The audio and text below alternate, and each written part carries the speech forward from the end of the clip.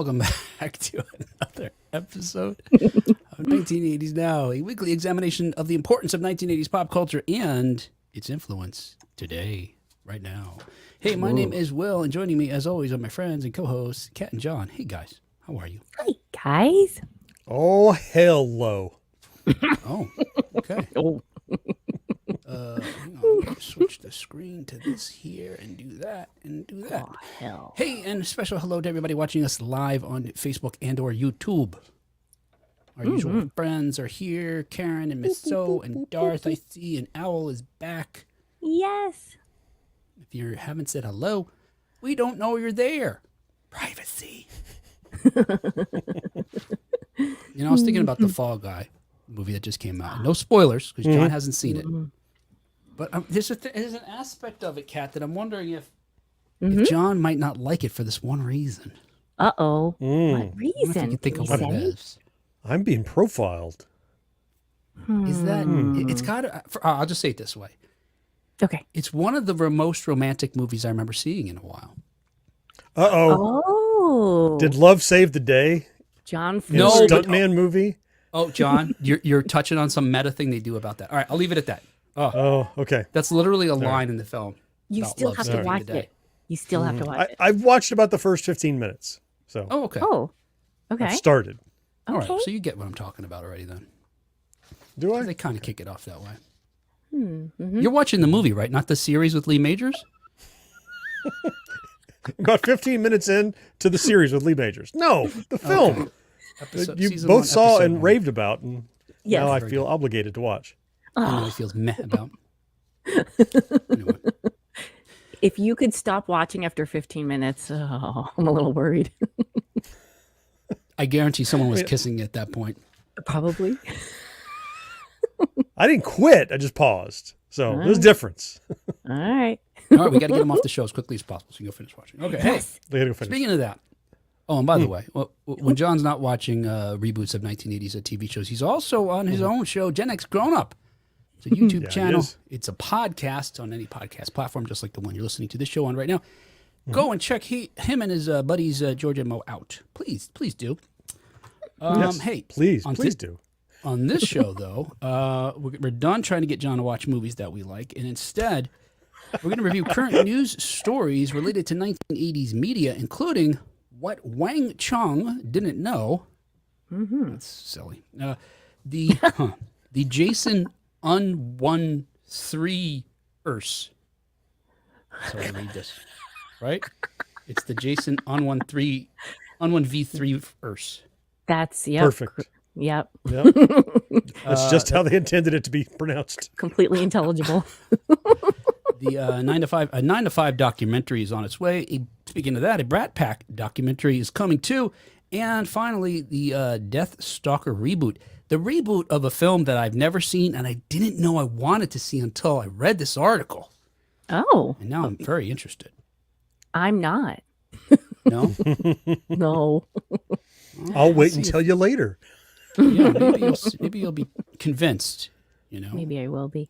I think I It's was the- prejudiced by the name, and I was thinking it's a horror movie. Kat, I think it's going to be the most romantic movie I've ever seen after The Fall Guy. So, is that Oh, good for you now? Okay, on board. Yes. See, John's kryptonite is the opposite for Kat. Yes. Hey, before we get started, though, quick announcement. First, I got to put the volume on. Quick announcement. Hey, later this week, at some point in the future, listen for our interview with Jack Hughes of Wang Chung, lead singer and co-founder of that yes. influential band from the 1980s. We're going to chat about all manner of things. Rip it up. I don't want to move down. That song is somewhat of an 80s anthem, right? I mean, It talk about is. everybody have fun. Yeah. Now, I did see an Yeah. interview, in preparing to talk to Jack, I did see an interview. He talked about the song, and they were asking me about the line, "Everybody Wang Chung tonight." Uh-huh. And he said that was just a placeholder. He just had that for the, the meter of it, and he was going to replace the words. And then when Oh. producer Peter Wolf got involved, he was like, "No, this is the song, man. This is it. This is the hook. You got to keep that." I love And, that part of it. Go ahead. Yeah. And Peter Wolf had just come off of producing They Built This City, so he knew what he was talking about. And boom, another hit for another. It is like they just made a 1980s. verb out of the name of the band, which It what is. are you gonna do? I'll be Wang Chunging later this evening. Yes. Well, It got me thinking about other bands that incorporate their name into a song somehow. Yeah. And my research is incomplete. I ran out of time, but I have a list here. Oh, I love this. Ooh. But I have to say, Wang Chung is probably the most unique because of Yeah. the purpose it's serving. I I wonder if I can can think of any. I Can can you think of one any? other, and that's it. Do it. Do it. I think I know what Will is thinking of. You probably do. I It's another big probably song do. from the 80s. Yes, it is a big song from And the it can't 80s. and no rap song. They constantly shout out their own names, obviously. They do. Yeah. Yeah. Okay. Well, some of not all of these are from the 80s, and it's too That's many okay. than I But want to that's the mention. one Okay. Yeah. The one I'm thinking of is Big Country by Big Country Oh, I off didn't of their run across album that. Big Good one. Country. Serious. In Perfect. a big country. You know what? That was not on the subreddit that I got drawn to looking for That you this bit of started. information. Ah. But okay, so that starts off our list. Chic incorporates their name into Le Freak. Chic, Le Freak. So they have Okay. that going on. We have and again, I didn't check all these out, but Boston apparently in the song Rock and Roll Band, they Oh, just a mention their rock band and roll name. band. Yeah, but Huh, I are don't they remember using the them name saying- as the name of the band, or are they just referencing the town? I guess. Does that Oh. count? That I'm not Maybe clear that on. counts. Yeah. I don't know if Yeah. it counts. Yeah, that would be like Um, saying Huey Lewis singing a song that uses the word news. Like, have you heard the news? Hey, shout out. We'll would have be to like we'll that. have to put an asterisk next to that one. Yes, we will. And I might need to, I could maybe make an episode out of this. But apparently, Queen in their song "I Go Crazy" says something like "not going to go see Queen anymore" or something like that. Yeah. But I thought you were going to mention Beastie Boys, but then you're deciding that's to why I said, not yeah, include. that's- Yeah. Yeah. I mean, that opens the door to probably Yes. every rapper. Every hip hop artist. yeah. Every, Yeah. absolutely. There were a couple others. Metallica mentions themselves, and Whiplash. Okay. Probably not as a verb. Twisted Sister, Come Out and Play. I don't remember that one. I didn't get to listen to it, but apparently they mentioned themselves in there. And the Ramones in The Return of Jackie and Judy. Okay, I could see Anyway, that. I don't there, know there's some offhand, more. but I want to look. All right, into cool. this I more. like this. Yeah, Yeah. let's figure this Yeah. out. All And I right. see in the comments, Synth Act says Skid Row. Huh. Take your word Oh, for I it. don't Remember. think I wrote that one down. I saw that mentioned. Yeah. Very cool. Anyway, Jack, Yeah. to be now for everybody in live, I haven't talked to him yet. We were supposed to talk to him yesterday, and there was a scheduling issue that came up. I'm talking to him tomorrow. So if you have any questions for him, you could add them in the comments here or shoot me an email at will@1980snow.com, and I will pass them on to Jack and let him know you asked it. Nice. Yes. Now, you mentioned about their name, though. In doing research about the band, I recalled this thing, and maybe I should save this for when we talk about the band and another thing. But I'll just tell you guys. Maybe I'll tell the story again because now I've already started it, right? I want to hear it now. I remember they were on the Tonight Show, I want to say, and I think it was Jay Leno was the host at the time, and he asked, "Where'd you come up with this name?" And I think it was Jack who said, because it's Jack and Nick, his partner that started Wang Chung.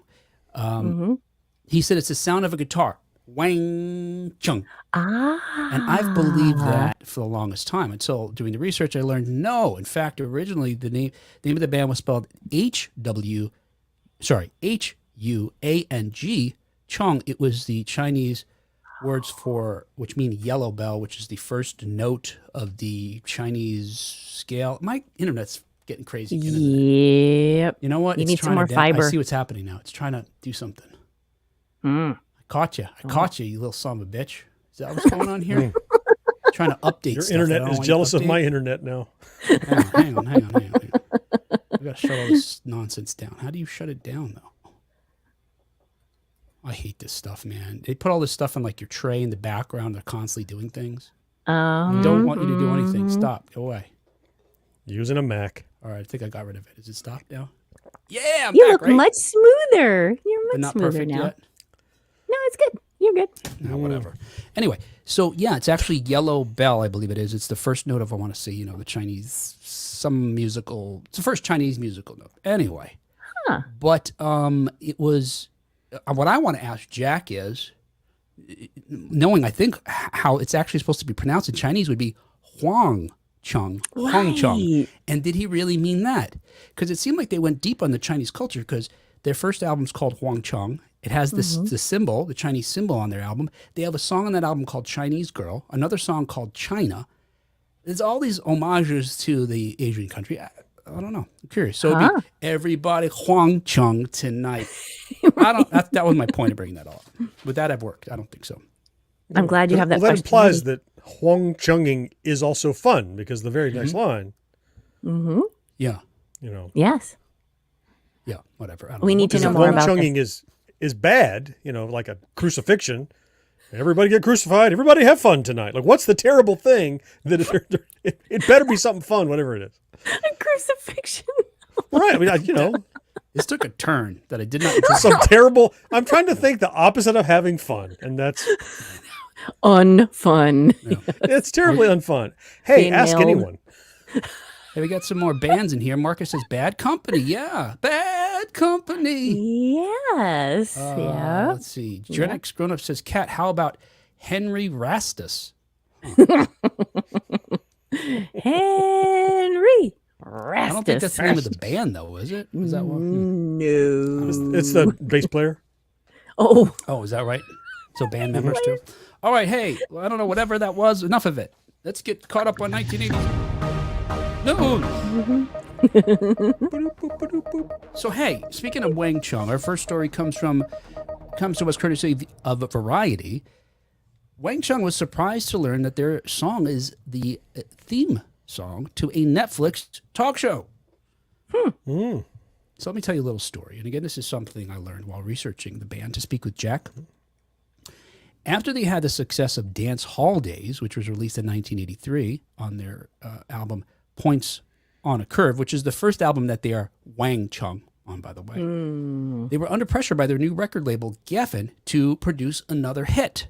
Right, as makes sense. It's good business. These guys have shown they can write a hit song, write another one. Instead of doing that, and I'm going to take a breath because I'm running out of breath. I should just be on a ventilator or pure oxygen the entire show. Just fill this room with oxygen. Don't light any flames. We need to get you some plants, some low light Drinking plants. this tea. But oxygenated tea is what you need. Yeah, not helping at all. Infused. Okay. Instead of doing that, instead of putting their heads down, getting together in a room, closing all the doors, pulling the shades down, and writing some hit songs, they accepted an offer from film auteur William Friedkin to score his next film, To Live and Die in L.A. Friedkin, I'm sure you recognize his name. He's the guy who directed The Exorcist. He directed The French Connection, one of my favorite films. It turns out he was a fan of the group and would even use some of their music while working on the movie. Oh, cool. So he asked Jack and Nick to create an instrumental soundtrack for what was going to be this gritty crime thriller. If you haven't seen the film, it's a great film. It's dark and twisty. You'll see a young Willem Dafoe. You'll see a bunch of actors who later became household names. But this is an early film of theirs. You okay? Per lead singer Jack Hughes, who I just was mentioning, while they composed the instrumental music for the film, once the duo saw the actual movie, they finally got to see the complete film for the first time. A theme song for it just kind of popped out, which is To Live and Die in L.A. The same is named after the movie. Talking about a fully composed, song, words, lyrics, etc. And William Friedkin was against it. I just want instrumental stuff. I don't want a theme song. And while he eventually embraced the track, in fact, it's the opening song to the movie. The record label didn't know what to do with it. It's like, all right, we asked you for hit songs, and you write this weird song for the beginning of a movie. I don't know. In fact, Jack Hughes points out that unlike most pop songs, the chorus of the song goes down an octave. Yeah, it's an interesting song. I can't almost not what do you call it? Like separate it from the film? You disassociate Yeah. it from the film? Sure. Yeah. You know? Yeah. It's got the tone of the film and Mm-hmm. I never conjures thought these about images. it analytically like this, but it also reminds me of a lot of like Jan Hammer's Miami Vice stuff that was kind of wandery and synthy, Yeah. Mm-hmm. kind of roam and like get to the point. Where's the musical message? Just kind of lingers in places for a while. But yeah, Uh-huh. Mm-hmm. Yeah. And I've seen that described as just like mood music, like setting a mood, a vibe, not scoring it in a traditional sense like John Williams might have a leitmotif that you associate with a particular character. It's just set sort of and the way Friedkin uses the movie and the music, their music, it's different. And They I are dig it. decidedly not Wang Chunging, it sounds like. They're definitely not Wanging or Huanging Chung. No. No. Anyway, eventually the song's part of the soundtrack to the film. And actually the soundtrack's pretty cool because on one side they had all the tracks that were used in the movie. And on the flip side, they have those tracks, and I don't want to say all of them, but many of them have lyrics. So they actually did have lyrics for some of these. Oh, for more songs than as that well. one. Yeah. Okay. And it narrowly missed the top 40 when it came out, peaking at 41 on the Billboard 100. And to the record label's delight, the next album they release is Mosaic, which has Everybody Wang Chung on it, which again, I think that's like an 80s anthem. It's one of those songs that, I don't know. At a It's on party, you my put that Cat on. Groove. Is it? Oh, go ahead. Yeah, my Cat Groove playlist that I have. Yep. It's on there. Yeah. Well, regarding the cat Netflix with a K talk or show, cat with a C? K. Oh, that's the one you play for the cats in the house. oh yeah, For the talent show, yes. maybe that's what Wang Chung means. Something related to cats. It's a feline kind of. Ah. More than Wang a Chung! feline. Wang Chung. My cat's not doing anything. I don't think you yell Wang Chung at the cat. Oh, maybe I It's a should go down an descriptor. octave when I say it. That's not fun There, for the there. Now you're right. cat. Yeah. Wang Chung. Hey, regarding the Netflix show I talked about at the beginning, though, we're talking about John Mulaney's recent 6-episode live talk show, which I didn't see. But I haven't watched either, but now I'm curious. it was Yeah. live. I guess you could probably watch. I'm sure you could watch it now on Netflix, just post. But anyway, Wang Chung had no idea that Mulaney uses "To Live and Die in L.A." as the theme song for his show, which is called "Everybody's in L.A." And in fact, again, maybe because it's the song and I associate with the movie, but the opening seems very much like the movie, the way that they're showing sort of horizon, a sunset or whatever. And it's a sort of montage of different images from L.A. as they show the titles of the folks that are going to appear on the show. They include a lot of the song too. It is a long opening. Anyway, as I mentioned, Wang Chung had no idea that it was being used, but they're thrilled to find out. Lead singer Jack Hughes first learned of the usage of their song from his, quote, guy who does our merch. He goes on to say that, quote, it's a total surprise that it's blown up in the way it has, end quote.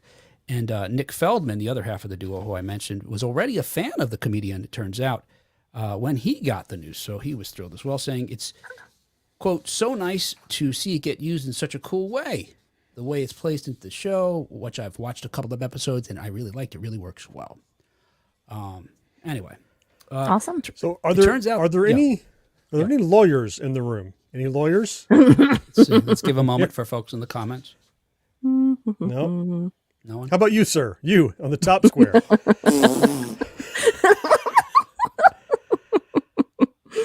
This surprised me how in this day and age their music could be used, and at no point are they aware it was requested to be used. Isn't that Right. just setting yourself, or is there, like ASCAP handles all of that, but their stuff happens where they don't deal with every single use of your song on Spotify, but like if a political party wanted to use it for a something, don't you have to, because I hear people going, don't play my music at your whatever. Right. So how did they not know? And how did they not go, we love it, but you're sued because we need another boat? Why did they, if they were unaware it was being played, it seems like everybody clears those things now. You're right. Yeah, you're right. There are organizations that are literally called music clearance houses, and they are responsible for managing the rights of these things and approving them, etc. It comes down to, I think, what sort of arrangement you have with them. There may be certain songs you flag I don't want this used, or that. So that's probably one way it could work. It may also be that those particular recordings, they don't own themselves. So they would get paid for the publishing every time it gets played or whatever. But as not owning that recording, they may not actually have a say in how it gets used. You're right. Different bands, it may be different. But I did see that it was getting a resurgence. Therefore, I would expect it's going to trickle down to them in some royalties because of the renewed popularity. But still, it surprised me that they like, oh, look, that's our music. I'm like, you should know that before it happens. Shouldn't you? Aren't you upset? Yeah, probably not. Yeah. And I think what you're talking about, like when some folks do stuff at rallies, it may be maybe a couple of things. One, we talk about, we hear Bon Jovi says, Trump don't use this song or whatever, it was Bruce Springsteen. But it may be that, it may even be that it's a live event and therefore it's a different type of licensing required that's not covered by these clearance houses. I think that could be part of it too. But sneaky. Yeah. Anyway, it turns out this isn't the only Wang Chung song to be used in a contemporary piece, because the movie on Amazon Prime, The Idea of You, which stars Anne Hathaway, also uses Dance Hall Days in a scene with Anne Hathaway and her co-star, in which they're Wang Chung the shit out of each other, just all over the place. Oh my! Okay, we changed the definition again. We have a more specific usage. Of course, I'm like, but it is having fun. Look, I'm going to talk to Jackson. I'm like, I'm being so respectful and wonderful, and like, I gotta end like that. Oh, he seems like a hip guy. Hey, Wang Chung, by the way, if you want to see them, they're currently on their Abducted by the 80s tour with groups like the Motels, Naked Eyes, and some others from the 1980s, depending on the venue that you go to see them. Go to abductedbythe80s.com for more information about that. The closest they're coming to me is about 3 hours. What's that? Abducted. Abducted, John. Free probe with every purchase. Like, who's next to get Wang Chunged? All right, you pull out your Wang. Show us your Wang. Chung! All right, I got to cut all that out. Here comes the slap bracelet. Chung! I got to cut all that out. That's bad. All right, hey, also in 1980s news, as reported by Screen Crush, Friday the 13th is launching the Jason universe. But as I was alluding to earlier, they put a 1 and a 3 for the vowels. So yeah. I thought we were done doing that. It's clever, right? Because 13. Yeah. I feel like Prince was the only person. You mean you thought we were numbers done for the numbers in? In place of that, spelling stuff wrong, using numbers for the vowels. leet speak. Yes. Oh, I thought you thought we were done making universes out of franchises. No. Well, that that too is kind of passé, isn't it? It's fading out for sure. Yeah. I think even Marvel is moving away from it. They recently announced that they're going to develop their TV shows in a way that you don't have to watch them all. That's good for John. Hallelujah. Yes. Tired of comic book homework. So with regard to this particular universe, or Un1v3ers, Friday the 13th fans have been waiting for a TV show based on the property since Halloween of 2022. You guys might recall, we talked about this.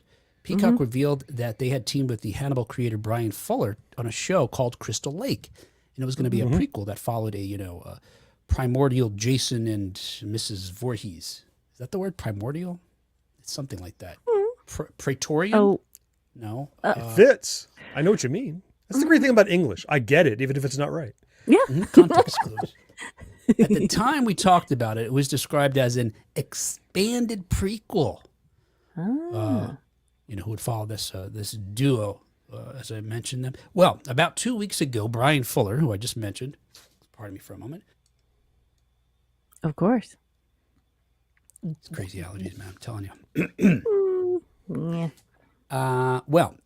Well, about 2 weeks ago, Fuller announced he had left the series because, quote, for, quote, reasons beyond our control.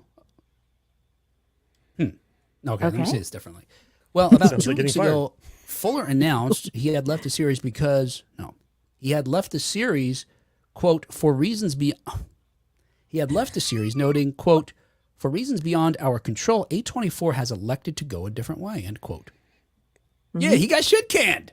That's what I tell people too when I get fired. You're going on a job interview. They're like, "Why is this gap in this your resume here?" It was reasons beyond my control. That's what I say. For reasons beyond my control, I'm no longer allowed at this Chuck E. Cheese. I'm telling you, I can't control myself. It's beyond me. That's what it's really saying. Yes, I try. When I see a ball pit, I now have to struggle hard not to continue to use Wang Chung as a punchline. Don't struggle. Go ahead. I'm sure our guests will love it in the future. Yeah. Okay, well, we may have an I love that group, though, by the way. All their music. It's really fantastic. Oh, yeah. It's so 80s. You And so, look, if that. you haven't heard back catalog or stuff other than the hits, check it out. A lot of good stuff in there, seriously. Anyway, we may now have an explanation for Fuller's departure because Horror Inc. has launched the Jason Universe that I mentioned. You can go to jasonuniverse.com to learn all about what it might be, I suppose, because only for now we know that the Horror Inc. notes that, quote, for decades, Jason shocked and thrilled audiences who kept coming back for more. We're excited to work with Victor Miller and Mark Toberoff on new projects we'll announce in the coming months. Okay. Now, you might remember these names when we've talked about the Friday the 13th franchise before. Okay. All right. Maybe not. I'll tell you about them in a moment. Anyway, more about Horror Inc. first. They say that they're working on, quote, entertainment, games, immersive experiences, merchandise, and more to be announced throughout 2024, end quote. And while BloodyDisgusting.com reported that the prequel series is still supposedly in the works, it should be noted that Horror Inc. in these announcements doesn't mention that show at all. So I'm wondering if, they're scrapping that and moving more towards these experiences, whatever that means. And to what extent immersive experiences are, going to be some form of entertainment going forward, or it may just be a fad that's going to die out. Or never get off the ground. Well, I'm reminded of, I told you guys I went to that Chicago place. What was that called? The Wonderverse. Oh, yes. That was a joint venture between Sony and somebody, maybe. Okay. Universal, probably. Universal. Oh, maybe. And they own a bunch of movie properties, and so they have different rides and experiences related to these things. One was related to the Jumanji movies, for example. It's a VR thing. Oh. I didn't do it because you had to wear like a 25-pound vest for 30 minutes. Oh. I was like, yeah, that's too much for you. Right. You were going to have to breathe too hard. Flapping my arms. Yeah, we're not going to do that. But Hard pass. the two that I really enjoyed were virtual experiences for Ghostbusters. Mm-hmm. One, you drive around in Ecto One, and it's in the thing you're in because you have goggles on and headphones. So you just see what they want you to see, but you're in a vehicle that is, it's controlled by hydraulics to make you match the motions that you do on the video. That's awesome. And the other one, you put on a proton pack. You have to wear a vest, which isn't 25 pounds. It's like 18 pounds or so. And you have a positron collider or whatever, proton thrower. And, Yes. You go around and, bust some ghosts with 3 other people on your team, and you could see virtual versions of each other, etc. So that was really cool. Like they didn't do in the latest movie. Bust ghosts, yeah. Yes. Oh, John. Did you just feel like you were playing laser tag? No, I mean, it's way cooler than that. Okay. All right, cool. I mean, Good. at some point, the Marshmallow Man comes out, in front of you, and you're shooting him in the face. That's pretty cool. It was pretty cool. They throw foam on you to make you feel like pieces are coming off. It could be that. It could be that. That's good. It actually was a haptic suit, though. So when you got hit or bit by ghosts, you'd feel it, on your body. That was pretty cool. Anyway, so obviously they're leveraging already what we love about Ghostbusters, but they're continuing to make movies and other things related. It seems to me, based on the two things that we know here, no mention of this prequel, and they're just instead talking about video games and immersive experiences, that they may be abandoning the films, the movies, etc., and just leaning on this, which I don't know. Obviously, it would be great for fans to have these types of things, but I don't know how long the brand can last if you don't continue to support it with actually more lore and stories, I guess. Or maybe, maybe I'm being naive about it. Yeah, because those experiences, it's hard for that to become a deeply accepted part of the lore because it can't be consumed by everyone easily. It's on a location. typically, like we had to go to this place. Yeah. It was like how, like the 80s game manufacturers were hesitant to write games that needed expansion packs because not everybody had them. It was limiting the audience of who could play the game. So putting lore out in these special experiences is interesting, but it's just kind of like a splinter lore because not everyone can enjoy it forever in perpetuity like you can with a series or a film. That's a good point too. It didn't even occur to me how these things may be on different platforms, different ways to consume them in a way that I don't have. I've got a TV, I've got the internet, I could stream maybe something, but yeah. Do I need a PlayStation now? I need a do I need a goggles Oculus or something? Right. Do I need a proton pack? What do I need to make this all? Anyway, I feel like maybe they're moving away from what, made the brand as successful as it is for what seems, flashy and shiny and new. Yeah. I don't know. Yeah. It makes me a little sad. I feel like the last time we talked about this, I was a little down on the idea of the Crystal Lake series. I'm like, I don't want to see Jason as a little kid getting, bullied. That doesn't sound like a great, Right. But you're waiting for him to drown at any moment. Yeah, it's like we know where this is going. However, I'm now reminded of there was a series that ran, I want to say 4 or 5 seasons called Bates Motel. Oh yeah, which explored the history of Norman Bates when his mother was alive and he was, under her thumb, and that did a lot to. It was its own story, but it did a lot to. Not even so much the lore as it was adding so much texture and shading to who Norman became and how he got there through the trials and tribulations. We only met him when his mother was, spoiler alert, dead-ish. He was just acting on her behalf. And but we get to see a lot. Anyway, all that is to say, I'm now kind of interested, thinking on that way, what you could do with the Crystal Lake that I had not considered probably the last time we spoke about it. Yeah, and maybe you'll get to see it or maybe not. Don't let Warner Brothers anywhere near it. Look, here's the good news. We're going to make it. I'll tell you the bad news later. After you're done with it, come back. When you're finished with it, place it in this fire pit for the premiere. It's like, And can I just ask you a question before I leave? Why is Batgirl on that shelf over there next to Coyote versus Acme? Look, I'll answer all your questions and you come back about what I shelve. They'll explain why there's a gap on the shelf here. Waiting for your print. Just the right size. So if you remember Victor Miller, he's the writer. So I mentioned Victor Miller and Mark Toberoff. Victor Miller was the writer of the original Friday the 13th. And just to remind everybody, that did not include Jason wearing a hockey mask. In fact, Friday the 13th 2 didn't also. Jason didn't wear a hockey mask. And in Friday the 13th 1, he wasn't the killer. It was his mother that was the killer. And Mark Toberoff is the intellectual property attorney who represented Miller. Now remember, Horror Inc., just to take a step back, Horror Inc. announced, we're going to be working with Victor Miller and Mark Toberoff. We're so thrilled. Victor Miller is the guy who created Friday the 13th, first one, wrote it. Yeah. Mark Toberoff is the IP attorney who represented Miller in his case against Horror Inc. Right. That's what I'm remembering. Yes. So these parties were battling rock, paper, in court. scissors situation going on there. Yeah. So starting in 2018, Victor Miller was fighting with Sean Cunningham, who was the director of the original film and the producer of subsequent films, and his companies. One was called Manny Company, and Horror Inc. is like the successor in interest to Manny Company. So it was them versus Victor Miller, who was trying to reclaim his rights based on the copyright law of 1976, which says after 35 years, you can get it back. Yeah. Yeah. And he wound up winning that suit.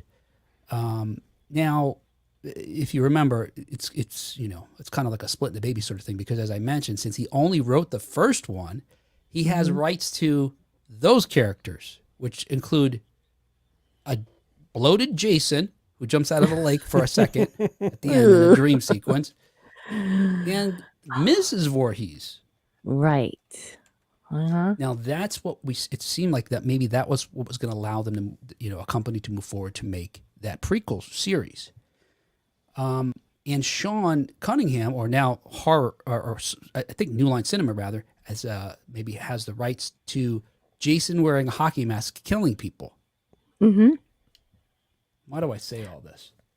I don't remember. Yes. What are we talking Well, about? Brandon made a comment here. Oh, He says, I yeah. think the Crystal Lake premise is perhaps to focus more on Pamela Voorhees and her craziness. Mm-hmm. And if you recall, she had split personalities in the first film, her personality and Jason's. He's our expert here in the comments, Brandon. Mm. Yeah. You could also do a Cobra Kai thing where Jason learns how to slash left and slash right, and he learns archery and Right. Mm-hmm. Okay. starts up on the hockey team. Like all these pieces come together in a stupid way. Fine never- tuning his He can techniques. never wear that mask, though. No. And it actually turns out it's even more limited because even though Victor Miller has the rights to Jason, a young Jason, not with the mask on, though, Right. he only has the rights in the U.S., so he may not even be able to do anything internationally with it. With regard to the other thing, Sean Cunningham was at a convention recently and asked about the future of Friday the 13th films, and he said, don't expect to see any anytime soon. I don't think any movie studio wants to take a chance on this character anymore.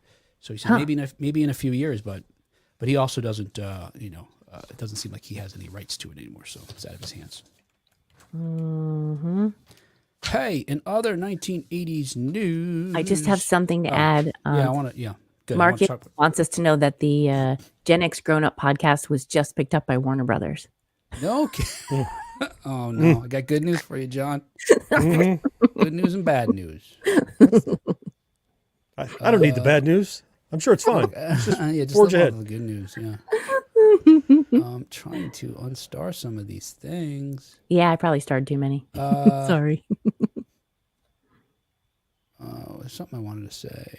Oh, yeah, Marcus also reminds us that the fandom for Friday the 13th is going to be dying off soon. So, yeah, without the benefit of the films, Yeah. at some point, Yeah. people aren't going to be as interested. Start some new ones. Mm-hmm. All right, there you go. Hey, also in 1980s news, as reported by Deadline, just remembered one thing here real quick. I want to make sure I rearrange. Speaking of horror,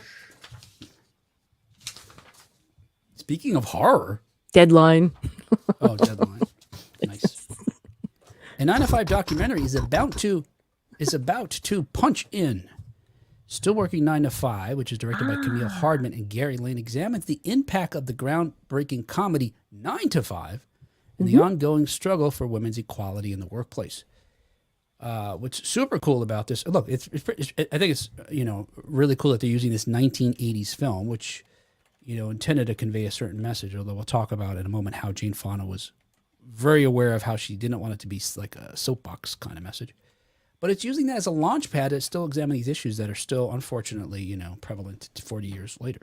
The original cast of the feature film, including Jane Fonda, Lily Tomlin, Dolly Parton, and the sadly now late Dabney Coleman, all appear in the documentary.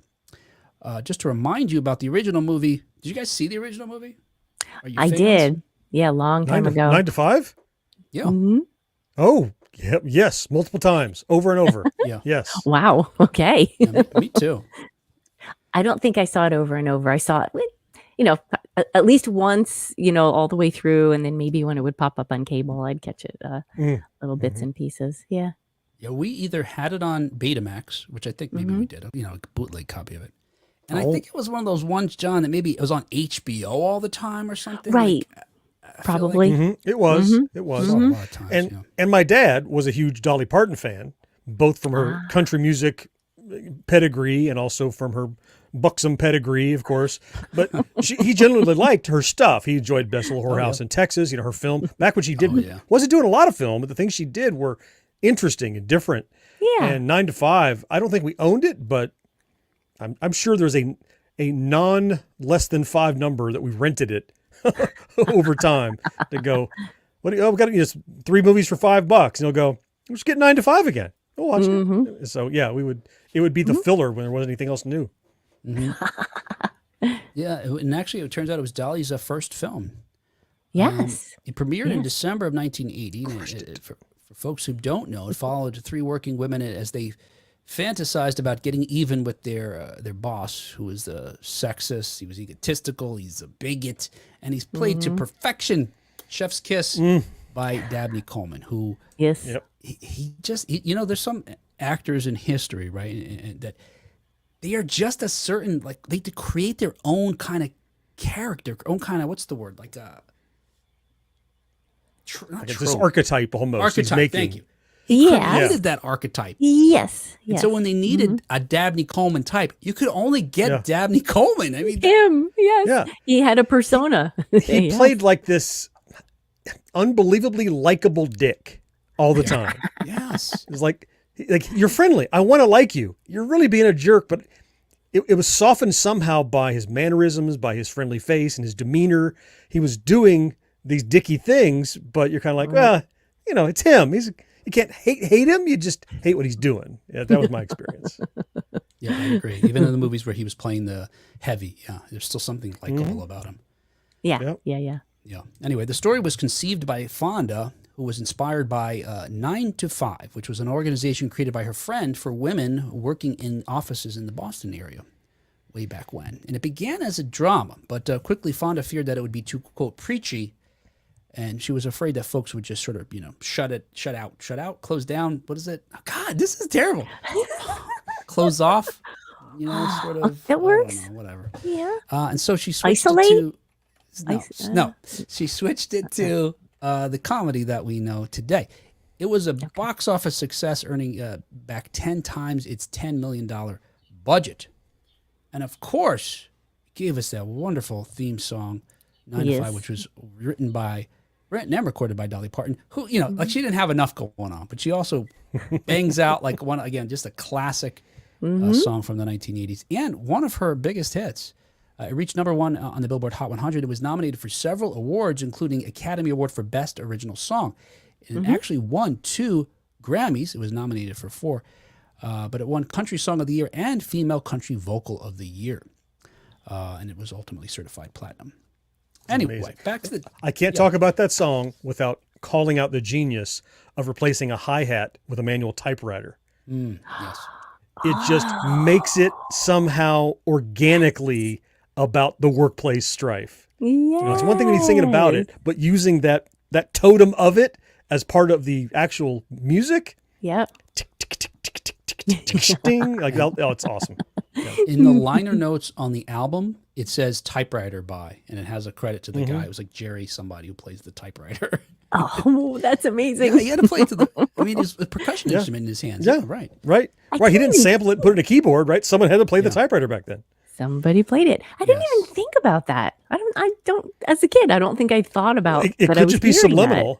But now when you hear it, think about how, like, that sound, like certain smells bring you right back to a place. That sound, it just is like, I'm in an office, even subliminally. Yeah. And so now the rest of the song that's all about an office, you don't need the lyrics to tell you what's going on. Right. They all pile on and makes it so like this rich tapestry. Yeah. Karen says plus the fingernails. And what she's referring to is that Dolly tells this story that when she was creating the song, she was on set thinking about writing the song, and she would use her, long fingernails. And she demonstrated this on some talk shows. She would rub them together, and it would make that clacking sound that John's referring to, because it sounded like a typewriter to her. And she composed a song while using that sound. She tells a story that she's on the record doing it too, and she even has a credit for doing it. I checked the album. That's how I found out the typewriter's on there. She's not on there as credited with fingernails by, so I think she was just having some fun with the story. Lee Press-On Nails, played by Dolly Parton. Yes. Right. But it does seem very believable that she composed it, certainly using that, what she had handy. There you go. Anyway, in addition to the actors from the original film, in the documentary will also appear Rita Moreno, who starred in the TV adaptation of the comedy, which ran from 82 to 88, and I didn't remember that at all. But she played the Lily Tomlin character, or the character that Lily Tomlin played in the feature version. And Allison Janney's also in the documentary. She starred in the Broadway production 9 to 5, the musical, also appearing as the Tomlin character. Later this month, the documentary is going to have its Hollywood premiere, which will include a reception and will serve as a fundraiser for ERA Coalition Forward, a group comprised of 300 member organizations that advocate for gender, racial, economic, and reproductive justice to LGBTQ plus rights across the country. Fonda and Tomlin will be in attendance, and Parton will appear via a video message. Regarding the documentary, Parton commented, "Who knew that 44 years later I'd still be working 9 to 5? I believed it then and believe it now that every person deserves to be paid fairly for their work, no matter who they are." Along those lines, look, I teased it already. Sadly, Dabney Coleman died just this May 16th at age 92. Parton also posted a sweet message explaining that she was close with her former co-star, writing, quote, "Dabney was a great actor and became a dear friend. He taught me so much when I was doing my first movie, 9 to 5. He was funny, deep, and smart. We remained friends through the years, and I will miss him greatly, as many people will." End quote. He's 92. Wow. Yeah. That's great, buddy. Yeah, he was still appearing in things. I think he appeared in Yellowstone most recently, as I want to see Kevin Costner's father. He made a appearance there. But his work stretches back to the 1960s. But of course, like we mentioned, 9 to 5 was probably one of his most iconic roles. He appeared in tons of films throughout the 1980s, including Tootsie, Golden Pond, Muppets Take Manhattan. He's great in that. War Games. Cloak and Dagger. Got to do that one? And Cloak and Dagger. That's what I was going to land on. And Is there gonna Cloak land on? and Dagger, which is one of my absolute favorite movies of all time. When Mr. Coleman passed away, my wife and I immediately watched it because I just got goosebumps just now. Even the movie is so heartwarming. Oh my goodness! And I think part of it for me was I had kind of a strange relationship with my father when I was a kid. At times, and I wouldn't say look, he's got his own stuff. He's a Vietnam vet. Coming back from that and then trying to raise kids is not an easy thing. Certainly, I don't know. But he wasn't very open emotionally, and in that movie, they're dealing with their own personal trauma. So I related to that, and the fact that he had Jack Flack as a paternal figure, this imaginary character, when Jack Flack dies at the end, disappears, fades away. God. It's tough stuff. My goodness. Man. I'm just going to add that to my list now. Okay. Oh, Kat, I just ruined it for you. Jeez. Sorry. It's okay. I'll forget. I forget things. really Don't good. worry. We just watched it. The delightful benefits of being Kat. Yep. Yes. Tabula rasa. I didn't lodge it. Yep. And I thought, John, we talked about doing this Gen X crossover episode on the YouTube channel. That might be one of the movies, maybe, because the way they used that Atari cartridge. Yeah. Ooh. Yeah, I think so. It was a 5200 cartridge that didn't really exist, but they made it for the movie, and it wasn't really a game that you could get, and everybody wanted it, and Yeah. it'd be an awesome fit. Yeah, what was I going to say about that? Oh, and I loved seeing the game in there, Cloak and Dagger. I loved that game in the arcades. So to see it in a movie, it was like, at the time I wasn't old enough to realize that there was some branding thing done, and Atari probably paid them a ton of money or whatever. But Yeah. it was just cool. Yeah, there's actually a lot of history around that. Now that we haven't talked about it directly, even offline, but there's stuff around what they intended to do with the game and the marketing they wanted to do and make an arcade game because they had to, because it was for promotional stuff. And I mean, that's a whole fascinating thing, especially, to pay honor back to Dabney Coleman. That would be that'd be a cool. Hey, you know what? I'd show up for that one. I wouldn't go to a concert. I would come in for that show. Let's do it. No kidding. Okay, good. All right. Go to a concert. No, I wouldn't. John. I'm committed. Perfect. Wonderful. Hey, also in 1980s news, as reported by JoeBlow.com, Andrew McCarthy has assembled the Brat Pack for a documentary. So originally, I didn't remember this. I should have pulled the actual article, but I didn't. So end of story. Originally, journalist, I'm going to say David Blum, although it might be David Bloom. news. I've known people that pronounce B-L-U-M both ways, so I don't know. Yeah. I'll say David Blum. He was supposed to write an article for the New York Times about Emilio Estevez. This is back in the 1980s, of course. We're talking about 1985. But one night, Estevez invited Blum to hang out with him, Rob Lowe, Judd Nelson, and others at the Hard Rock Cafe in, I think, Los Angeles. After that evening, Blum changed his mind. He decided instead that the article would focus on an entire group of young actors at the time. When the article was published on June 10th, 1985, it focused on Estevez, Lowe, and Nelson, portraying those three negatively and labeling them the Brat Pack. So this journalist, Blum, is the guy who, gave them this, what turns out, at least at the time, and certainly for years after, maybe not so much today, this unfortunate moniker that, sort of hearkening back to, Sinatra and Sammy Davis, their Yes. Rat Pack. Yep. Rat. Yeah. Anyway, by their accounts of these actors and other folks who, were active in that era, the article changed the lives of these young folks. By some accounts, prior to the article, they had been regarded as talented individuals. All right, so let's just think of the folks we named so far. Let's just do a little test to see if we would have thought of them as talented. All right, Emilio Estevez, Yes. 1985. Yeah, Breakfast Club alone would probably do that, right? That's Sure. I think. Rob Lowe. I don't know what I would have known him for. He was in Outsiders. He was in Outsiders. I just watched that. Yeah. He was in other stuff I before. don't know if he was there yet. Yeah. Yeah. I think probably that Brat Pack lumping benefited him. No, yeah, I would think so. Knew it or Yeah. not. Yeah. Yeah, maybe not. I don't know. Anyway, after the article, they believed, and again, folks from at the time, looking back, suggest that they were regarded together now, not as talented individuals, together as one group of people that are unprofessional. And I think part of it is this Brat Pack association, and based on this night that David Blum spent with them, and not knowing what the article is, but guessing, it portrayed them as partying, young partiers and debaucherists and drinking and drugs and that sort of thing. That's what I imagine. Yeah. Anyway.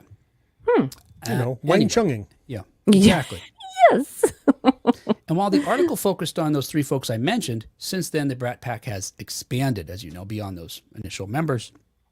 I don't know if this is accurate, but I saw one thing online suggest that you have to be in one or both of the ensemble casts of The Breakfast Club and or St. Elmo's Fire to be considered a core member. I mean, it's not a bad measurement, but it's kind of an arbitrary bucket. But I get where they're going. That's yeah, fair. yeah, yeah. Yeah. I think there's probably some folks that are outliers, but whatever. Anyway, with the increased negative attention on them, the actors soon stopped socializing with one another. On the group's camaraderie, Ali Sheedy later said that the article, quote, just destroyed it. I had felt truly part of something, and that guy just blew it to pieces, end quote. Again, I got to get my hands on this article. Yeah, that's really curious. Interviewed for Susanna Gora's 2010 book, You Couldn't Ignore Me If You Tried, The Brat Pack, John Hughes, and Their Impact on a Generation, Blum admitted that he should not have written the article. Anyway, back to this documentary that now reunites these characters. Andrew McCarthy, there's a trailer for it, and you can see that the teen comedy icon filmmaker explores the ramifications of becoming the poster child for Hollywood's disaffected youth during the 1980s. It's going to premiere on Hulu in the U.S. on June 13th and on Disney Plus, other places around the world later this summer. It takes a look at the iconic films of the 1980s that shaped a generation and the narrative that took hold of the young stars that were branded the Brat Pack. What seems kind of cool about it is that it turns out he hasn't been in touch with all of these people over the last 30, 40 years. And some of them he's even been at odds with. So you're going to see him have conversations with Rob Lowe, Demi Moore, Ali Sheedy, Emilio Estevez, John Cryer, Leah Thompson, Timothy Hutton, and a host of other folks, all asking all of them the question, what did it mean to be part of it? The Brat Pack, that is. And he also sits down for the first time with the journalist David Blum to talk to him about his cover story. I would really like to see this. Yeah, I think the most fascinating thing to me about it is, look, I never cared about what the Brat Pack was, I guess, or is, and for me, honestly, what I recall at that era, folks that were branded that, they did seem frivolous to me. They didn't seem like serious people to me. Like my recollection, I think, of people of that, they were just like, they were party boys and girls, they weren't. And they were fortunate they were good looking to be in these movies. Okay. That leads me right into kind of a round robin question that I wanted to ask, because from hearing from these artists, I think you could decidedly say that being thrown in this Brat Pack bucket was a negative impact on them. Now, maybe have a positive impact on their career, but a negative impact probably on their enjoyment of the career, because I think people often look like, oh, they're in the Brat Pack. But when I was a kid and it was a thing and I started to hear that, I guess you could look at it two ways. I didn't learn it by reading some article about somebody was minimizing them, but I remembered the coolness of, Sammy and Frank and everybody, the Rat Pack. Yes. And that was an exclusive club that was, I don't know where they got their name, but they were, if you're in that, you're it, and to just have a label. For me, I was thinking the Brat Pack was like, brat is kind of like a little bit of a slap on the wrist because you're a bratty. Yeah. Right. But putting you in this category, I thought when I was a kid, elevated them for me because I'm like, oh, they're part of that club. They're part of those people. And so you kind of already answered, Will, that you saw it as some kind of a negative possibly. Did you have a perception, Kat, about like, what did it mean that the people were in a Brat Pack? Did you see it as positive or negative? Because they did, but... Yeah, this is fascinating to me that there's any negativity associated with it. Yeah. Except beyond the word brat, fine. Okay. Yeah, that's not like a complimentary moniker. Yeah. But I just remember being aware of those actors as they were it. They were, they were featured across different films. They were familiar faces. I like you're saying about the Rat Pack, which I wasn't super aware of at the same time. That was something that I learned of later, and I realized the play upon it. Yeah. It just seemed like that's who was popular at the time. Yeah. And I didn't. Right. It wasn't called the shitty Rat Pack, right? It was just called the Brat Pack, which applies to me, a younger, still coming up and rising version of what we consider to be esteemed talent. Yes. So I saw that. Oh, this is the next generation of esteemed talent. This is Rat Pack, the next generation. Yeah. Did that spark anything with you, Will? Did you feel any differently when you think about it like that? What was the question? When you heard that these actors were dubbed the Brat Pack, at the time when you were a kid, did you see that as a negative connotation, or did you see it as an extension that was they were in this other exclusive club and that was cool for them? Yeah, it's more negative certainly, and I honestly, as I think about it, I'm not sure if it is. I'm just trying to really just put myself in the space. Now, part of it might be that look, the male percentage, the male portion of that Brat Pack. I felt like at the time these are the people I'm competing with. Now I was younger than they were, by several years, by 8 or 10 years probably. Right. But when the girls that you like in elementary school or high school are fawning over Rob Lowe and Emilio Estevez, so part of my negative association with those folks, it may honestly be just some jealousy that I couldn't compete with that. But all right. But whether it's that or like I mentioned, maybe I also didn't think very highly of folks who seemed to be throwing opportunity away, so I associated them with a lot of them with partying. Some of them had drug issues and some other issues and of struggles course, like that. Yeah. So I think I thought of them more like that. But here's the thing, though, is aside from that, I loved their movies. So many of the films they're in, I enjoyed in spite of what I thought their personal lives amounted to, or the fact that I couldn't go to a movie with a girl I liked because she'd be fawning over the people on the street. It's like the Tom Cruise of the day, right? You're kind of weird. You make great movies. Karen says... Sorry, Tom. I know you listen. Sorry. Yeah. We asked folks in the comments which Brat Pack movie is their favorite. Karen says, I really liked Breakfast Club and Short Circuit. I didn't see Scene Almost Fire and Pretty in Pink until later. Chad says Youngblood. I guess that would count, right? Rob Lowe's in there. Yeah. Any other Wait, Brat Pack members? I thought Emilio... Oh, is it Rob Lowe or Emilio Estevez? Are they both? Are they both in that? I don't know. I know Rob Lowe's in it. I don't remember Emilio Estevez in it. But, I thought Miss So Emilio We says- would not be great at 7 Degrees of Kevin Bacon, would we? Yeah, no, I know I people followed- that tear that up.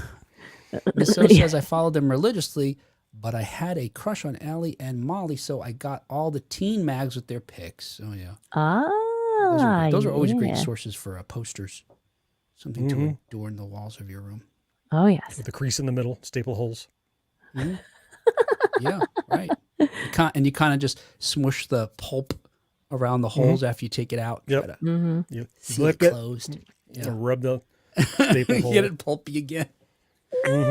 I was totally wrong. Emilio Estevez is not in that movie. I don't know what I was We knew, thinking. Kat. We didn't want you to feel bad. I didn't Patrick expect you to Swayze's in it though. Oh, is that right? Okay. Well, yeah. and Rob Lowe, right? So Rob Yes, Lowe Rob and Lowe's in Patrick Swayze, who were in The Outsiders together. Yep. And also Emilio Estevez was in there too. And Tom Cruise. He was in yes. Outsiders. And a lot of other people too. Yes. Hey, finally, in 1980s news, as reported by Variety, we got a first look at the reboot of Roger Corman's Deathstalker. And by first look, we've got one picture of the actor who's playing Deathstalker. And I don't even have it for you because that's not what I want to talk about. So hang on, John. I'm gonna get your attention, John. What happened to John? Let me see. Okay. All right. Where's he checking out already? He's checking out because it's the movie Deathstalker. I get that, John. I get it. I cannot tell you anything about this movie other than it was produced by Roger Corman, in that it's got a following. Much like all the other movies done by Corman and all those companies that they call, what do they call those companies that when you make a knockoff of something, you hope people at the rental store would confuse it. And it's like, is it the Little Mermaid we want, or do we want the little, what was that one, the little fish girl who could, or whatever? Oh my god, the small fish girl. Small. It's like, honey, they don't have anything behind the Little Mermaid box. Can we just get the small fish girl? Yes. Oh, they call them not mockumentaries. It's something like that though, where it's like a play on. Really? I didn't know there was a name for it. But Oh yeah, and there's a whole industry. I don't know how Crazy. successful they are these days, but back then, certainly, and until probably the advent of digital media, Yeah. it's probably a little harder to trick people. Although I don't know, maybe when you're searching in a catalog, somebody's definitely People trying, misled. because when I go through looking at movies that are out there that are available that I could be adding to my server, posters look great. And I'll go, that post, man, it looks outer space. Kind of reminds me of Armageddon. It's got the faces and the orange cast of light and the asteroid belt and everything. And it's called, rock blasters in space or something. Yeah. And you look and it's got a 1.5 out of 10. Like, Yeah. whoa. So they're still trying. They just, because of the rating systems, I don't think they're as successful. yeah, I wish that word would come to me. Well, I have a list. Because I was going to do an episode a long time ago, a couple years ago, about them. And the ones that were knocking off like 80s movies, But and what they try to leverage is the fact, Mockbuster. Thanks, Marcus. A There you go. Mockbuster, yeah. Yeah. Yeah, so what they would try to do is, so you got a film in the theaters that's really popular. Let's rush and get a shitty, low-budget movie done that we can get in the rental stores real quick that people will think. And we're leveraging the marketing that's on the other, film. So anyway, I think a lot of what Roger Corman did, certainly in part, maybe, at least in this regard, is. So this, off the backs of the success of John Milius's Conan the Barbarian, you get a Deathstalker, which was a hit, it turns out, on home video, earning over $5 million in rentals alone. There Earned goes. other money. I'm John, listening. hang on there, John. Hang on. I'm awake, Will. Well, it turns out for some reason, and this spawned some sequels, including I think maybe 2 or 3 in the 1980s alone. They've been working on a reboot of this, and I don't really care about that except for what? Hurry it up? Is that hurry it up or wrap it up? It was a whoop-de-doo. Okay. Jesus Christ! I got to go on Gen X going up and shit all over his content. I got to work on I'm going to call George and be a special guest star. Oh, Oh, George usually like handles this. that pretty well for you, so you don't he have does to. that already. Yeah. Boo. Boo. That's my whole comment. Well, what do you have to think about this? Boo. It's going to be on a Trello card. Boo. Check that off, John. Anyway, there's a few things interesting about this, including the fact that it's going to be directed by this gentleman named Steven Kostansky. Now, one thing is they did a Kickstarter to get this reboot going, apparently. Now, I didn't dig into it too deeply, but they were like, yay, we met our funding. And they raised, I think, $92,000. So already, I'm like, even in 1983, you probably couldn't make Deathstalker 1 for $92,000. So there's got to be some other funding, I'm thinking. You could have made a pretty good porn, right? But Oh, Kat, what was it? Huh? you could, with $92,000, you could have made a pretty good porn. Yeah. Yes. I mean, Yeah. imagine the music budget alone. Custom soundtrack. Yeah. Got to call those guys. It's just wall-to-wall sound. Yeah, it never stops. But You here's save a what lot I of money on find- costumes. Yeah, Fact. that's Fact. true. Yes. Yes. So that's one interesting thing. Here's another interesting thing to me. And I know you guys aren't necessarily, Kat, you're not a big horror fan, but here is the film's plot, according to that Kickstarter. The kingdom of Abraxion is under siege from the Dreadites, a mysterious horde of warriors whose sudden appearance are rumored to foretell the return of the Necromenon. Oh, yes. An ancient sorcerer long thought dead. Mm. Doesn't this already sound like something you've seen before? A Mm-hmm. little bit. It's like Lord of the Rings or something, right? Well, Kind of Conan-y, kind of. Okay, yeah, in yeah. part, yeah. yes. And then, specifically in the Evil Dead franchise, the zombies are called the Deadites. Oh. And the thing that brings them back to life is the Necronomicon. Oh. And specifically in the third Evil Dead film, Army of Darkness, rather, he's fighting the Deadites when they come back from the. I don't know. Aren't And that is Deadites also from the Hellraiser series? That's also No, a thing. That's the imagining that? Cenobites you're thinking of. Cenobites. Cenobites. Thank you. They are dead. So that That's makes true. sense. That is true. Yeah. See, Karen says here, Evil Dead, and then it knows. Yeah, Anyways, yeah. I don't know. I don't know if the first Deathstalker also had the same story or not, but Evil Dead 1 would have already come out, and Evil Dead 2 doesn't come out to the end of the 80s. Anyway, that's just an interesting thing. But anyway, this is the thing, though, John, that maybe will wake you up. So it's a sword and sorcery film. If you don't like those kinds of fantasy films, I then think you're I not going to know. be interested. I think I know what it is. But Yeah, go ahead. I think though. what's most Yep. exciting about this project is that, and this is maybe why they can make it for $92,000, is that the Kostansky has his own effects shop. So when they make this movie, he indicated that he's going to utilize creature suits, prosthetic makeup, and stop motion animation. Oh. And that's fascinating to me. Okay. Because it sounds like it's going to have the quality of a 1980s film, but probably with the benefit of newer technology. Yeah. Maybe some John, puppets. still snoozing? No, that is very encouraging. And the other thing that I read, which I thought where you were going, because we have discussed / I have railed upon this before, that there was a comic book that came out in relation to this in advance of it. And the comic book, I loved this phrase so much I read into it, bridged the story between the two, which tells me they're not just taking an idea and rebooting it, but it's a continuation somehow. They're bridging the story somehow. If you have any franchise that's worth anything, and clearly this has a following, as you said, stop taking it and rebooting it and doing it yourself. You can continue the story and keep all the lore. The lore is the part that makes people love it. Yeah. And so, though I've never seen Deathstalker, if I were a fan of it, I would be very much appreciative that this is a later, 500 years later or something, there's a bridge between them. It's not just wipe the slate clean and start over and do my own version. I appreciate that so much about any kind of rejuvenation of old franchises. Mm-hmm. Yeah. Yeah. Mm-hmm. I'm not sure I'm going to put this on my watch list, though. I have too much other stuff to watch. Yes. And you've got time. I don't know if there's any date in this as far as it's going to be released. We do know that Daniel Bernhardt, who's been in the John Wick and Matrix Reloaded movies, if you've seen a picture of this actor, you'd recognize him. Okay. He stars as the titular character in this reimagined installment, who is a barbarian. Now, look, this is separate from the plot, but I thought this sounds, I don't know, John, you're maybe not into these sword and sorcery movies as much as I am, but he plays a barbarian who's cursed by a magic talisman that he finds. I've read this. He finds it among some dead corpses. You can imagine this warrior just like comes across a battle. He's just looking for loot. He takes this talisman, not knowing that it's cursed. And so now he becomes cursed. And the movie is about him, having to fight with this malevolent wizard and his, monstrous henchman to remove the curse, so he's not cursed anymore. And that just sounds so simple and Dungeons and Dragons-y.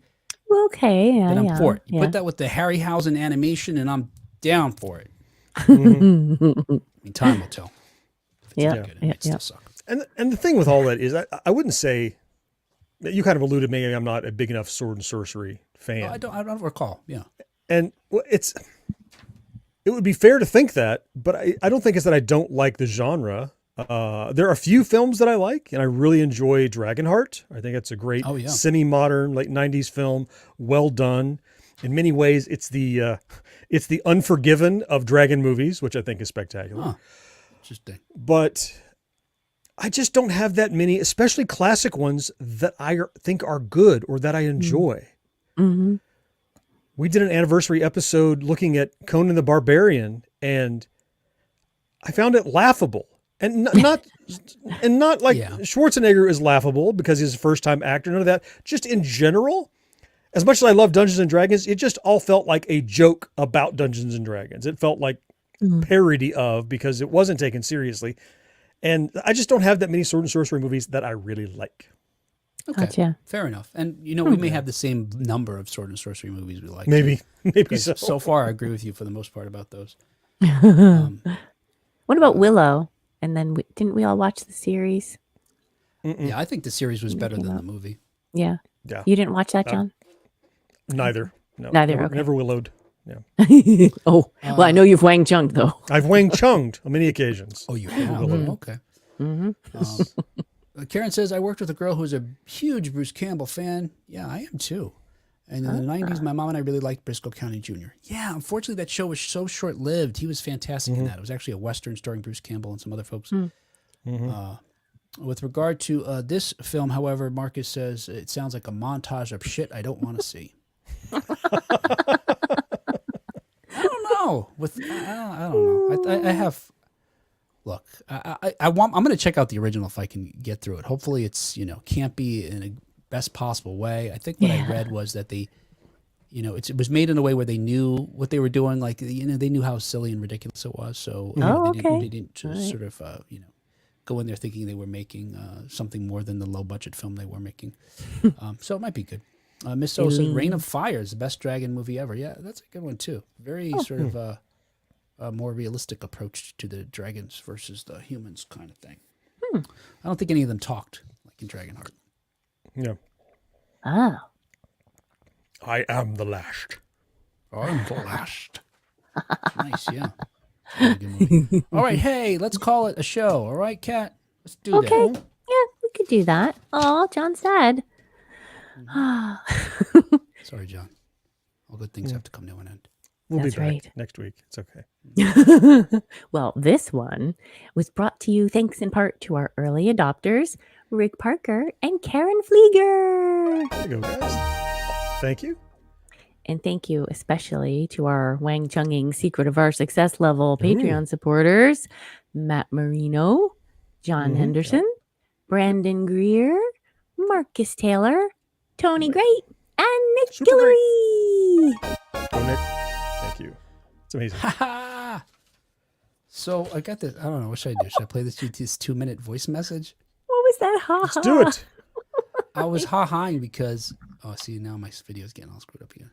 Yeah. I was ha-haing because I'm doing something behind the scenes here, and it's working. What are you doing? I'm adding the low. I realize you won't be able to hear the audio unless I add it to the soundboard, so I'm doing that right now. But I thought I thought it would stop me from recording because I'm also recording on that same mixer. Ah. But it's doing all and I also played that sound on that board as Same well. time. So look at all that happen. I for sure I You're pressed this in getting the recording the lights would go out in the inbound house. and inbound and outbound is all happening simultaneously on there. That's great. and transferring a file from the computer to the Yep. Whoa. And we're almost done transferring it. So this is a listener thing you have for us, is that right? Yeah. Let's see, where did I alright. put it on the board though? It's on page number 3. Miss So enjoys the behind the scenes stuff. Is that right? Hey, Miss So. All right. Hey. All right. Hey. Yes. Thank you guys so much. We're so very grateful for your support. If you'd like to join that group of ragtag Wang Chungers, please visit us at patreon.com/1980s now to find out how you can do that. Or send us a message, follow us on Facebook, become a subscriber on YouTube. There's tons of free things. All those are free. Free things to do to support the show. Seriously, and it makes a difference. You don't think it makes a difference? But it does. Including, you could send us a voice message like this one that we got from longtime listener Eric. Now, for our live listeners, this is going to be a long message. I told Eric I'm going to cut this down because I asked for his permission to play it. Eric may even be out there right now. I don't know. So there you go. And we'll hack it down to something. You guys, once again, the show's awesome. Oh, wait. Why is it the end? Oh, I know. You know what? Hang on a second. Poop. That's fine. I'm trying to fast forward past the part that Yeah. break my heart. Hang on.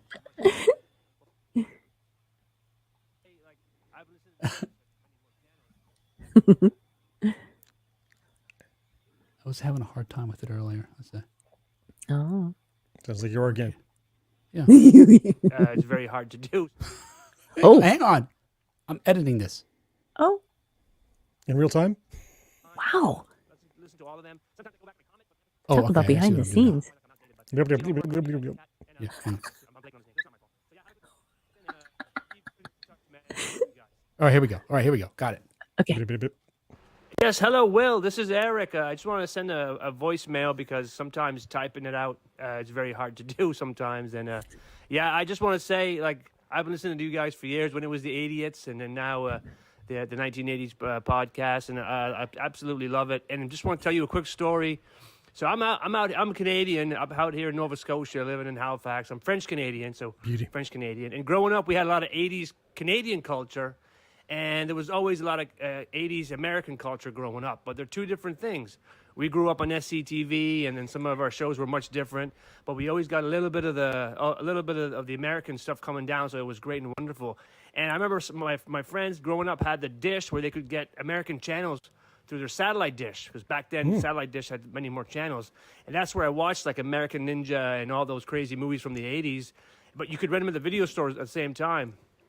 So the episode a couple of years ago when you had for the canon book, that just blew my mind, and I ended up going back and watching all those movies, and it brought back all those memories, and it even opened up a door into other movies and genres that I had never even thought that I would enjoy. So it opened another door where I started like watching all the Andy Sedaris movies.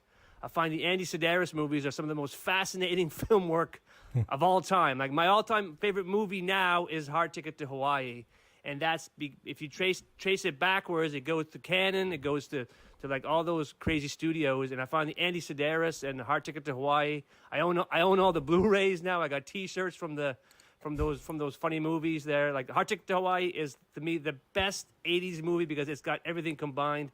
The glitz, the glamour, the fun, the bombs, the explosions, the babes, the bikinis, and yeah. So I just want to thank you guys once again. The show's awesome. I tune in every week when there's a new show. I'm always sometimes a couple weeks behind, but I listen to all of them. Sometimes I go back and I comment, but the episode was 3 weeks ago, so I find like I'm outdated. But I appreciate all the work. I love you guys, you and Kat, and the other guy. I'm blanking on his name. That's not my fault. So yeah, have a good day, Will. Thanks for everything, and keep in touch, man. I love you guys. John, come back, John. I played it only just so we could hear that last part. He said it's not his fault, though. Yeah, it's not his fault. He has some kind of brain damage, John. That's not fair. Right. I heard the list of things he couldn't possibly remember, but my name was not one of them. He recalled in detail a show we did 3 years ago. The director, when you threw the previous name of the show, whatever. The movie, yeah. Right. And a movie from 1985 or whatever. But then your relatively new co-host who has a very obscure name, whoever. It's been like 2 years. Yeah. He said he's not that behind, but yeah. And thank you so much, Eric. I certainly appreciate the kind words. And Eric has been a listener and supporter for a long time now. So thank you, Eric. I enjoy his comments on the post. I see those, or in the green room, or he's referring to the conversation. Go ahead, John. Eric, I don't care if you can't remember my name, but every time you talk about me, just make up a name. Yeah, every time you just make it up. Will and Kat and Willie Wee, whatever, make it up. Wang Chung. Wang Chung is available. Sure. Yeah, and he's referring to our conversation with Austin Trunick, who wrote the Canon Film Guide. You should check out that book. Yeah. Do I have it here? I have it here somewhere. It's got several volumes now. I think we talked to him when he did his first one. There's a few volumes now. Anyway, okay.